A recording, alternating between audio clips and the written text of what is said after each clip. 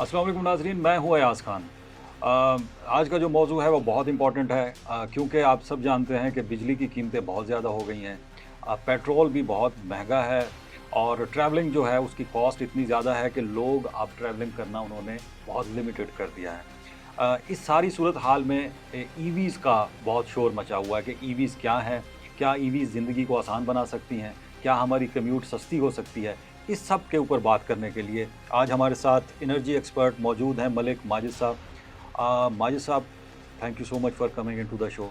Thank you for having quickly me. मुझे ये बताइए कि ये ईवी का जो शोर है इलेक्ट्रिक व्हीकल्स का, ये क्या है और ये पाकिस्तान में क्या वाकई कोई इनकलाब आने वाला है इससे? सर बिल्कुल ऐसे ही है। अभी देखें कि जैसे-जैसे टेक्नोलॉजी चेंज हो रही है हर चीज़ को लेकर, हुँ, चाहे वो फ़ोन्स हैं, चाहे वो कंप्यूटर्स हैं, चाहे जैसे एआई का दौर है, रोबोटिक्स हैं, ये आने वाला जो फ्यूचर है वो हमारा डिपेंड कर रहा है ईवी पे हुँ, और एआई रोबोटिक्स पे। हुँ, इसी तरह ईवी अपना इसमें रोल प्ले कर रहा है। देखें हमारे पहले इलेक्ट्रिसिटी की कॉस्ट हमें बहुत ज़्यादा पड़ती थी, हम बहुत ज़्यादा परेशान थे।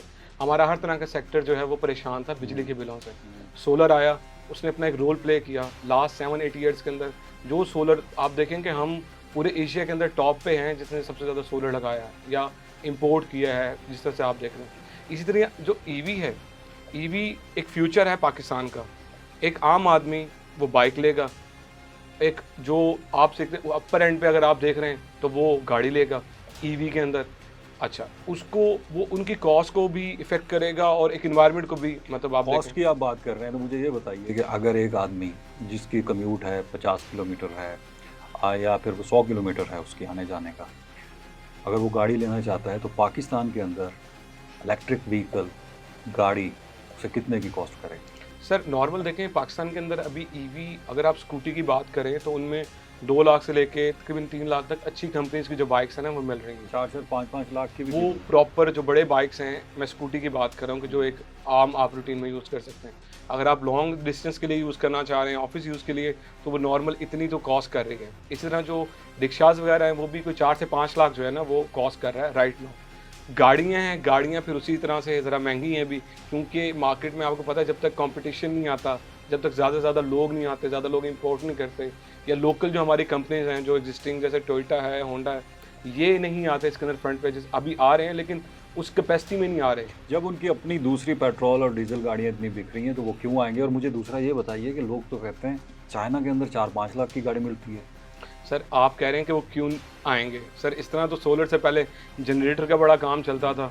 लोग ज़रूरत के तहत लगवाते थे, क्योंकि उनको पता था कि हमें अपनी अगर इलेक्ट्रिसिटी से बचना है, लोड शेडिंग से बचना है, तो हमने लेना है। इसी तरह आवाम को अगर अपनी हाई प्राइसेज़ से, फ्यूल की प्राइसेज़ से बचना है और मेंटेनेंस से बचना है, तो उन्होंने तो डेफ़िनिटली जाना ही जाना है। सिर्फ फ्यूल की प्राइसेस नहीं है सर, ये भी तो देखें ना कि अगर एक बंदे को सेकंड हैंड बाइक जो है उसको 40,000 50,000 की मिल रही है, तो वो उसको ज़्यादा कंसीडर करता है। वो कहता है चलो यार मैं एक पेट्रोल का 1 लीटर डलवा लूँगा और अपना काम चला लूँगा। और दूसरा उसको ये भी है कि भाई मैं इलेक्ट्रिक बाइक लेता हूँ और मैं थोड़ा-सा अगर लंबा चला गया तो मेरी तो बैटरी ख़त्म हो जाएगी। फिर मैं चार्ज कहाँ से करूँगा? तो चार्जिंग के हवाले से क्या यहाँ पर तो कोई सर ऐसा सीन नहीं। इस तरह ये है, जो चार्जिंग की आप बात करें उसका प्रॉपर एक इंफ्रास्ट्रक्चर डेवलप हो रहा है। हुँ, उसमें चार्जिंग स्टेशन लगाए जा रहे हैं, रैपिडली लगाए जा रहे हैं। अगर आप देखें हुँ, फास्ट चार्जिंग स्टेशन है। हुँ, और इस तरह जो आप कह रहे हैं कि देखें सर, डिफरेंट चीज़ें थी, जैसे सोलर भी स्टार्टिंग में हर एक की कैपेसिटी में नहीं था। हुँ, एक टाइम था कि हर एक की बाइंग कैपेसिटी बन गया हुआ है हुँ, आज के दौर में। तो टाइम तो सर लेंगी चीज़ें, क्योंकि जब तक इसमें लोकल मैन्युफैक्चरिंग जो है वो डेवलप नहीं होगा, गवर्नमेंट की पॉलिसीज़ जो हैं, या आप देखें कि डिफरेंट अभी बैंक्स हैं जो कि दूसरे बाइक्स को, जो फ्यूल बाइक्स हैं, हुँ। उनके ऊपर दे रहे हैं, इंस्टॉलमेंट्स प्लान दे रहे हैं। तो ईवी बाइक्स के ऊपर भी इस तरह की जो सब्सिडाइज़ चीज़ें हैं वो इनिशिएट करनी चाहिए गवर्नमेंट को, बैंक्स को, या वो कंपनी जो ऑलरेडी इसमें काम कर रही हैं। तो उससे ये कि बहुत आसानी हो जाएगी। बिजली बहुत महंगी है। अगर आप इलेक्ट्रिक व्हीकल ले भी लेते हैं, फिर आपने चार्ज करना है, तो यूनिट तो फिर भी आपके खर्च होंगे। तो इसका क्या हल है? सर इसमें देखें सोल्यूशन तो ऑलरेडी मौजूद है। कौन आप सा? देखें ना कि बहुत सारी बीमारी हैं, उनका इलाज पहले मौजूद है। जिन घरों में ऑलरेडी सोलर लगे हुए हैं, हुँ, वो फास्ट चार्जिंग स्टेशन लगा रहे हैं। आप अपने उस सोलर सेटअप को थोड़ा सा एनहांस करके according to your vehicle load आप उस पे ऐड करते हैं और चार्जिंग करते हैं। रात को चार्जिंग पे लगाएँ, सुबह आपको चार्ज मिलेगी गाड़ी। और लेकिन इस तरह रात को जो तो आपका सोलर सिस्टम चलता नहीं है। दिन में जो आप सोलर बना के एक्सपोर्ट कर रहे हैं थ्रू नेट मीटरिंग, हुँ, तो वो आपको बेनिफिट देता है ना, एक्सपोर्ट हो जाते हैं एक्स्ट्रा यूनिट। अगर वो नहीं है, हाइब्रिड मॉडल भी है, तो आप डे टाइम में चार्ज कर लें, मॉर्निंग में चार्ज कर लें। बहुत सारी आपके अगर ऑफिस की कैपेसिटी इतनी है कि आपने 50 किलोमीटर चलना है, वन चार्ज पे 200, 300, 400 किलोमीटर तक भी रेंज की गाड़ियाँ मौजूद हैं। और अगर आप बाइक्स की बात करें सर, एक मिडिल क्लास यूज़र की, तो वो तो अकॉर्डिंग टू लोड अपने उसको तो छोटा चार्जिंग चाहिए ना, थोड़ी चार्ज चाहिए, तो छोटा सेटअप उसके घर में ऑलरेडी मौजूद हो या वो लगा ले। इंफ्रास्ट्रक्चर हमारे पास बन चुका है कि अगर मिसाल के तौर पे हम खबरें पढ़ते हैं कि जी 2030 तक 30% और 2040 तक हम शायद 90% पे पहुंच जाएं, जी जी तो क्या आपको ग्राउंड के ऊपर ऐसा इंफ्रास्ट्रक्चर नज़र आ रहा है? सर अभी मुझे तो कोई एक आधी जगह पे नज़र आया है इस तरह के चार्जिंग के पॉइंट्स, एक आधा कोई, वो भी पोश एरियाज़ के अंदर, कि जहाँ पे शायद आप गाड़ी को चार्ज कर सकें, वरना तो मुझे कुछ नज़र नहीं आ रहा। नहीं सर, इस पे बहुत ज़्यादा गवर्नमेंट काम कर रही है। अच्छा। डिफरेंट पंप हैं, गो के पंप हैं। अगर आप देखेंगे तो चार्जिंग स्टेशन डेवलप हो रहे हैं इस्लामाबाद के अंदर, लाहौर के अंदर, अकॉर्डिंग टू नीड है ना सर। देखें, आप एक इन्वेस्टमेंट, एक हैवी इन्वेस्टमेंट है, आप वो कर लें, आपके पास कस्टमर ही नहीं है तो आप क्यों वो करेंगे? जितने ज़्यादा व्हीकल्स आएंगे, आप देखें ना, ज़रूरत ईजाद की माँ है, आप तभी बिजली तो लगाएंगे हमने ना। बहुत ज़्यादा पहले बना ली थी ना, आपको याद है ना? जी जी कि जी की इंडस्ट्री लगेगी तो उससे पहले हमने बहुत ज़्यादा बिजली पैदा कर ली। जी तो अब इसके लिए जो इलेक्ट्रिक के ऊपर जा रही है, जी उसके लिए आपने एक आइडिया दिया है कि जी हम सोलर पे चले जाएं। तो बिल्कुल ये जो आप चार्जिंग सिस्टम आपके लगेंगे, क्या आप चाहते हैं कि वो भी सोलर पे कन्वर्ट? बिल्कुल बिल्कुल। देखें, कमर्शियली है ना, जैसे पंप हैं आजकल, कोई भी पंप देखेंगे ना, वहाँ पे आपको सोलर लगा नजर आएगा। वो अपनी यूज़ में तो देख रहे हैं ना, ताकि उनको भी बिजली के बिल ना आए। बेशक एक पंप है, इसी तरह जो चार्जिंग स्टेशंस होंगे वो भी चाहेंगे कि ऐसा, मतलब उनके पास इंफ्रास्ट्रक्चर हो जो मैक्सिमम यूटिलाइज कर सकें, डे टाइम पे शेयरिंग कर सकें। देखें, शेयरिंग होती है ना, सोलर प्लस आपका ग्रिड होता है। डे टाइम पे अगर आप ग्रिड से ही चार्ज करें, उसमें शेयरिंग तो आ रही है ना, सब्सिडाइज हो जाएगा, आपको इकोनॉमिकल रेट्स मिल जाएंगे चार्जिंग के भी। अभी स्टार्ट पे तो आपको देखें चार्जिंग रेट्स भी ज़्यादा मिल रहे हैं। आप समझेंगे यार, मैं बाहर से चार्ज करवा रहा हूँ, बेहतर है कि मैं घर चार्ज करके लेके जाता अपनी बाइक, बाहर से मुझे महंगी पड़ रही है। Exactly. इसी तरह जो सर आप कह रहे हैं कि जो टारगेट्स हैं, जो हमारी नेशनल व्हीकल पॉलिसी है, उसके अंदर सर बिल्कुल यही टारगेट्स हैं, लेकिन उस तरह से काम अभी हो नहीं रहा। गवर्नमेंट पॉलिसीज हैं। हर्डल्स क्या आ रही हैं? कहीं ऐसा तो देखें, नहीं जो अभी ये जो मोनोपोली है, ये दूसरी गाड़ियों की, जिनके अभी कंपनीज के आप नाम ले रहे सर इस तरह की डिफरेंट चीज़ें हो सकती हैं, लेकिन अभी आप देखें ना कि हमारे पास लोकल मैन्युफैक्चरिंग उतनी नहीं है अभी। हम तो चाइना से कंपोनेंट मंगवा रहे हैं और यहाँ असेंबल कर रहे हैं। बहुत कम कंपनी है जो फुली मतलब इसको कर रही हैं। हाँ, तो कितनी लोकल यहाँ पर आप मैन्युफैक्चरिंग अभी कंपनी तो जो लोकल मैन्युफैक्चरिंग कंपनी को 50 to 60 हैं, वो लोग हैं जो लाइसेंस्ड हैं, जिनको अभी बाय 25 फेब के अंदर अगर हम रिसर्च देख रहे थे, 60 के करीब ऐसी कंपनीज हैं। और सर इसमें ये है कि अगर आप देखें कि गवर्नमेंट की जो इसमें सपोर्ट है वो ये है कि तो टैक्स इंसेंटिव्स हैं, ड्यूटीज़ को रिड्यूस किया गया है, और आपकी जो सप्लाई चेन्स हैं, इंपोर्ट है, उसको इजी किया गया है। गवर्नमेंट तो अपना रोल प्ले कर रही है, लेकिन जो हमारे यहाँ पे लोकल बॉडीज़ हैं, जो डिफरेंट मोटर्स हैं, जो ऑलरेडी पाकिस्तान में बिजनेस कर रहे हैं, उनको भी इस तरफ आना पड़ेगा। लेकिन अगर वो इतने बड़े जायंट्स आ गए तो फिर तो ये छोटे छोटे तो फिर ये चीखें मारेंगे कि जी वो तो उनकी चीज़ें तो हम सर देखें, आपके पास पाकिस्तान में इंटरनेशनल इन्वेस्टर्स भी आ रहे हैं, वर्ल्ड बैंक आ रहा है, डिफरेंट हैं, जो कि आपको ईवी के मद में आपके साथ शेयरिंग कर रहा है, मतलब आपके साथ डिफरेंट एमओयूज हुए हैं। इसके ऊपर मुझे बताइए कि बड़ा एंटरप्रेन्योर्स का एक नाम आता है कि जी एंटरप्रेन्योरशिप। तो आप चूंकि यूनिवर्सिटीज़ के साथ भी अटैच्ड हैं, जी जी तो मुझे बताइए कि इसके अंदर इलेक्ट्रिक व्हीकल्स के अंदर पाकिस्तान में एंटरप्रेन्योरशिप को कितनी सपोर्ट हासिल है, और क्या आपको कोई ऐसे लोग आ रहे हैं इसके आगे? जी सर, बिल्कुल आ रहे हैं। डिफरेंट इंस्टीट्यूट हैं, अगर आपके मैं नाम लूँ, जैसे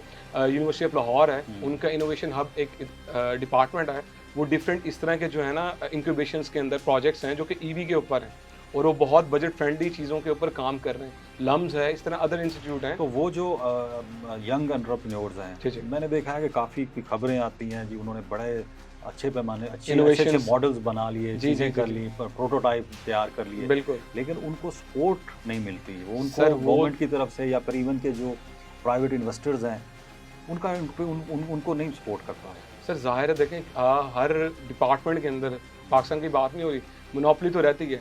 अगर उनको इस तरह से एम्पावर करेंगे, अगर गवर्नमेंट एम्पावर करे, तो बड़े बड़े जाइंट्स कहाँ जाएंगे? देखिए ना, आप चाइना की बात कर रहे थे, तो चाइना के अंदर तो किया जाता है। अब चाइना के अंदर जाके टेस्ला जैसी बड़ी जायंट कंपनी फेल हो गई, उन्होंने अपनी इतनी मैन्युफैक्चरिंग कर जी, ली है कि उन्होंने उनको फेल कर दिया। अब वो वहाँ पर टक्कर दे रही है उनको, बल्कि उनसे ज़्यादा अच्छी गाड़ियाँ बन रही हैं चाइना के अंदर। सर ये चाहे गाड़ियों की बात है या डिफरेंट आप चीज़ों की बात करें, उसमें गवर्नमेंट का बड़ा ना रोल होता है।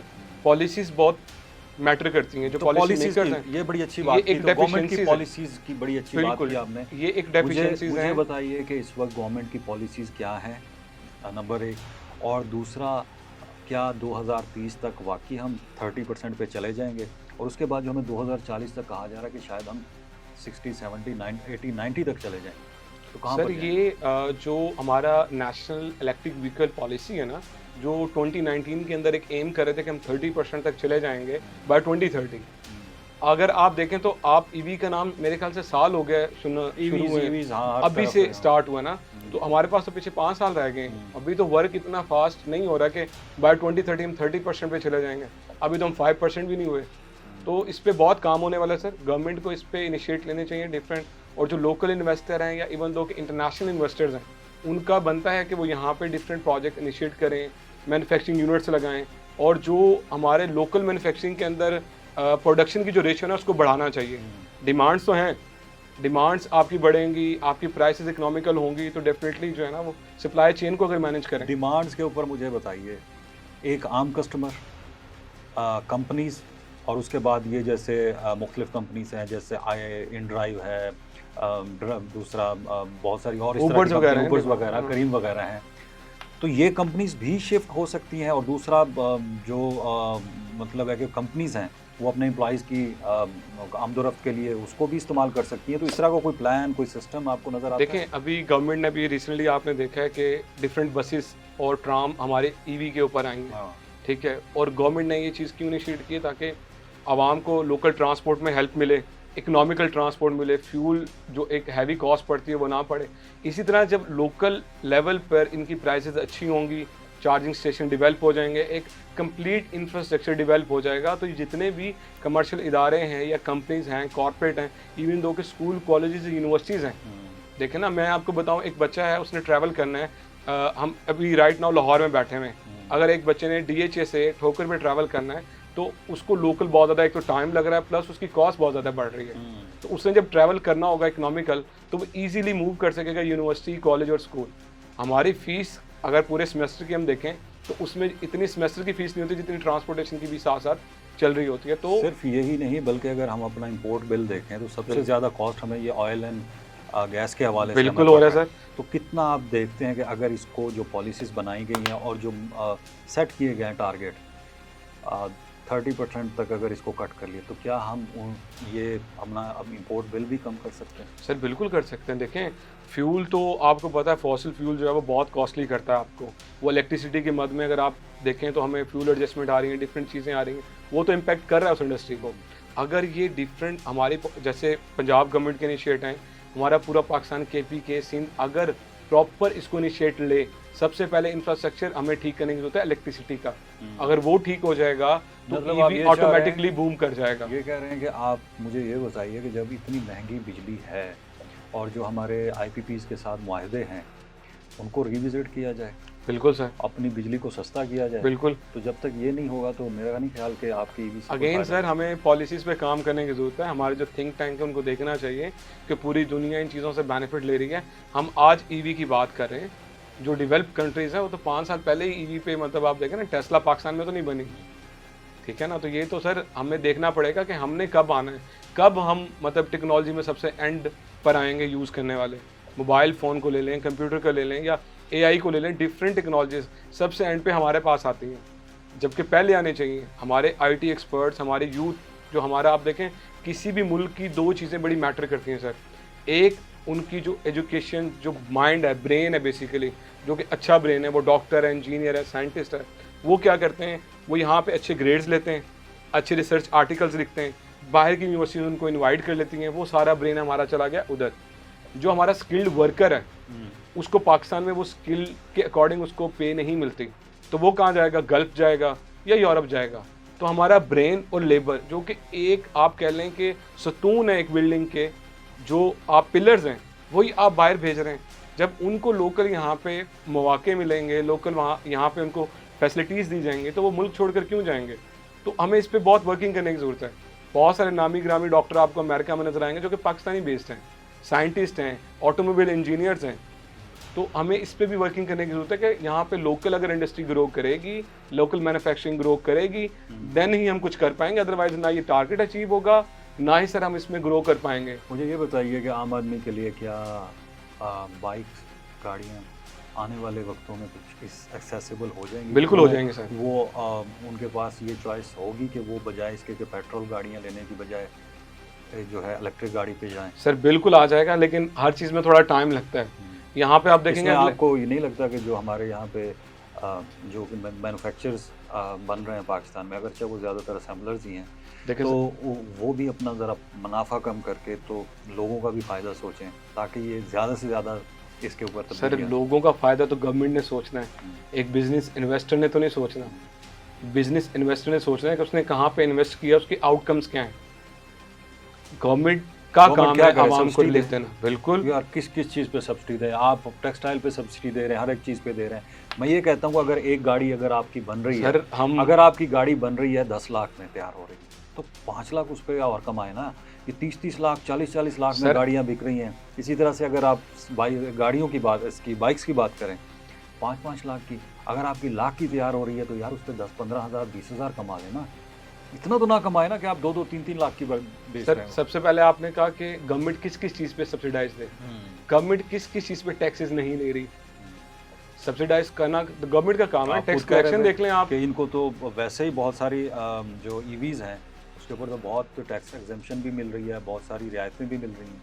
क्योंकि सर इसको अब जब तक आप इसको टैक्सेस की पॉलिसीज़ के अंदर और ड्यूटीज़ के अंदर रिड्यूस नहीं करेंगे, रिलैक्सेशन नहीं देंगे, तो ज़ाहिर बात है कोई भी इन्वेस्टर पाकिस्तान के अंदर इन्वेस्ट नहीं करेगा। सर इसी तरह से है, कोई भी चीज़ पाकिस्तान के अंदर जब आती है, नया ट्रेंड स्टार्ट होता है, इनिशियली उनकी प्राइसेस हाई होती हैं, क्योंकि उस वक्त 1 या 2 लोग होते हैं या कम तादाद में लोग होते हैं। मैं सर छोटी सी एग्जांपल देता हूँ। इसी तरह मेरी सोलर इंडस्ट्री के अंदर अगर आप देखें, वहाँ पे स्टार्टिंग में प्राइसेस लिथियम आयन बैटरीज की अब भी साल 1.5 साल पहले 4 लाख रुपए थी, आज 2 लाख रुपए की भी मिल जाती है। जब लोकल मैन्युफैक्चरिंग स्टार्ट हो जाएगी, जैसे अभी लोकल मैन्युफैक्चरिंग यूनिट लगना शुरू हो गए, तो आपको 1.5 लाख में भी मिल जाएगा। कैसे मिलेगी? मुझे तो ये बताइए, वो मुल्क है जहाँ पर मेहरान जैसी गाड़ी आपको पता है कि 10-10 लाख तक बिकती रही है, और पूरी दुनिया में उस तरह की गाड़ियाँ बनना कोई 20-30 साल पहले बंद हो गई थी, यहाँ पे बिकती रही है। तो मुझे तो लगता है कि यहाँ पर भी इलेक्ट्रिक व्हीकल्स का भी वही हाल होगा, जब वहाँ पे चल चल के ख़त्म हो जाएंगी, वही गाड़ी हम उठा के यहाँ पर ले सर मैंने आएंगे अभी थोड़ी देर और वही पहले आपसे अर्ज की मैंने, सर हम टेक्नोलॉजी में बहुत पीछे हैं। हम सबसे लास्ट में हमारे पास आती हैं। दुनिया 5G पे पहुंच गई, यहाँ पे 4G नहीं चल रहा। आजकल आप देखें इंटरनेट के ही मसले चल रहे हैं। जिस मुल्क के अंदर इंटरनेट के मसले ना हल हो रहे हों, जो ई कॉमर्स इंडस्ट्री है वो डिस्टर्ब हो रही है ड्यू टू इंटरनेट, लेकिन ना इफेक्ट करिए ना आपकी चीज़ें। अगर उनको इंफ्रास्ट्रक्चर को मजबूत नहीं ना करेंगे तो सर ये सारी चीज़ें इफेक्ट होंगी। Thank you very much Malik Majid साहब, आपने बड़ा ओपनली और बड़ा क्लियरली चीज़ों को बताया।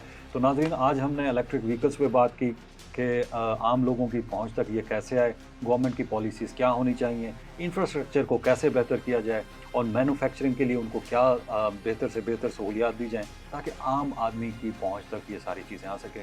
इसके ऊपर आइंदा हम मज़ीद इसके ऊपर डिस्कशन करेंगे, लेकिन आज तक के लिए इतना ही। अल्लाह हाफ़िज़।